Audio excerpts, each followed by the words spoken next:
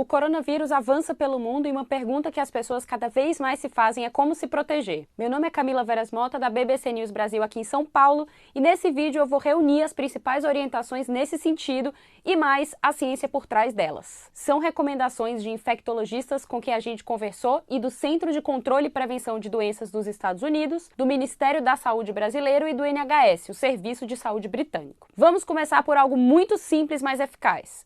Lave as mãos com sabão, limpando bem entre os dedos e debaixo das unhas por mais ou menos 20 segundos. Essa é uma recomendação básica, como todo mundo sabe, para evitar uma série de doenças. E é bastante eficiente contra o coronavírus porque ele é um vírus envelopado. Momento aula de biologia agora. Além da estrutura que recobre o genoma do vírus, o chamado capsídeo, ele tem um envelope, uma bicamada lipídica, ou seja, de gordura, onde ficam as proteínas que vão fazer a interação com as membranas das nossas células para nos infectar. O envelope pode dar uma ideia que esse vírus é mais forte, mas é justamente o contrário, como explica o Dr. Fernando Spilk, presidente da Sociedade Brasileira de Virologia. Essa bicamada lipídica que eles possuem é muito sensível a solventes, sabão, intempéries ambientais, e por isso eles são menos resistentes no ambiente e dependem de contato direto. Se estiver num ambiente público, por exemplo, ou com grande aglomeração, não toque a boca, o nariz ou os olhos sem antes ter lavado as mãos, ou pelo menos limpado-as com álcool. É que o vírus é transmitido por via aérea, ou seja, respirando, mas também pelo contato com as mucosas do corpo. Ainda não se sabe quanto tempo esse coronavírus sobrevive fora do corpo, mas o vírus da influenza, por exemplo, pode resistir por até 24 horas em superfícies mais porosas, como a madeira, explica a infectologista Rosana Richtmann. É por isso que também é importante manter o ambiente limpo, ela diz. Limpar com soluções desinfetantes as superfícies da casa, móveis e celular também. Essa é a segunda recomendação. Muita gente perguntou no nosso vídeo anterior como se limpa um celular. Você pode preparar uma solução com mais ou menos metade de água e a outra metade de álcool e usar um pano limpo para desinfetar seu aparelho e outros objetos de manuseio constante. Lavar as mãos e desinfetar superfícies e objetos valem mais até do que usar uma máscara, dependendo da situação. A doutora Rosana Richtmann ressalta que os brasileiros, ao contrário dos asiáticos, não têm uma cultura de usar máscaras de proteção e muitas vezes não sabem nem colocá-las adequadamente. É preciso trocar com uma certa frequência quando ela ficar úmida, encaixá-la bem nas orelhas. E no caso do coronavírus, as máscaras mais tradicionais não funcionam, segundo o Dr. Fernando Spilk, porque ele é menor do que os poros do material de confecção da máscara, ou seja, conseguem atravessar a suposta barreira. Por isso, em ambientes hospitalares, os profissionais de saúde têm usado máscara com filtros de ar ou filtros com poros menores do que a partícula viral. Mais uma recomendação.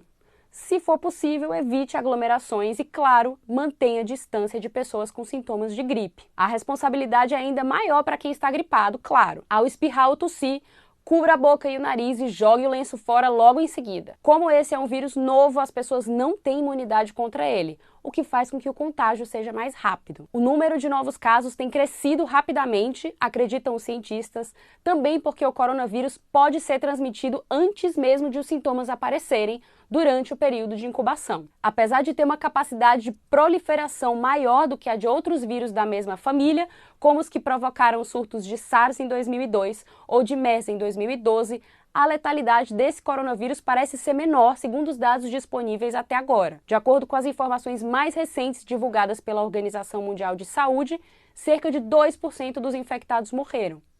O índice de letalidade da SARS, para vocês terem uma ideia, era de 9,5% e da MERS de 35%. Parte das pessoas que morreram de coronavírus até agora tinham algum tipo de doença prévia, diabetes, doenças cardíacas ou pulmonares. Muitos eram mais velhos, ou seja, para quem está nesses grupos de risco, a proteção é ainda mais importante. Eu fiz uma reportagem detalhada sobre o perfil de 99 pacientes de um hospital em Wuhan e com que sintomas eles chegaram ao hospital. Você pode conferir no link na descrição desse vídeo. A doutora Rosana Richtmann lembra que o fato de pessoas de mais idade ou com alguma comorbidade apresentarem quadros mais graves é relativamente comum entre os chamados vírus respiratórios. Aliás, a OMS passou a chamar o coronavírus de doença respiratória aguda 2019 nCoV. Mas ainda não se sabe bem como é o ciclo do coronavírus no corpo e como o nosso sistema imunológico responde a ele. E essa é a última recomendação: fazer o possível para manter seu sistema imunológico fortalecido. A título de curiosidade, no caso de outros vírus, a resposta do nosso organismo se dá principalmente em duas frentes: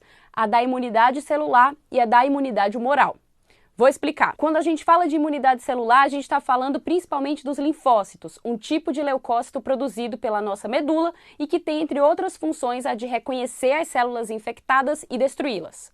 Nesse processo, não só o vírus é destruído, mas a célula que ele infecta também. No processo, parte dos leucócitos também acaba morrendo. Os leucócitos são os glóbulos brancos, é o exército que tenta expulsar os patógenos, vírus, bactérias e fungos do nosso corpo. Quando você faz um hemograma, eles estão lá.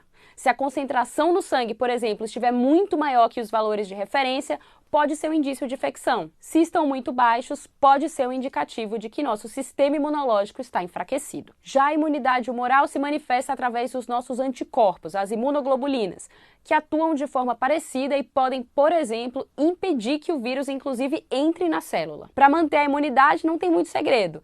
Dormir a quantidade de horas certa para a sua idade, se alimentar bem, se manter hidratado, fazer exercício físico regularmente, tentar reduzir o nível de estresse se possível e por aí vai. Espero que esse vídeo tenha sido útil, a gente segue acompanhando o tema, se inscreve no nosso canal para não perder os próximos vídeos. Muito obrigada e tchau!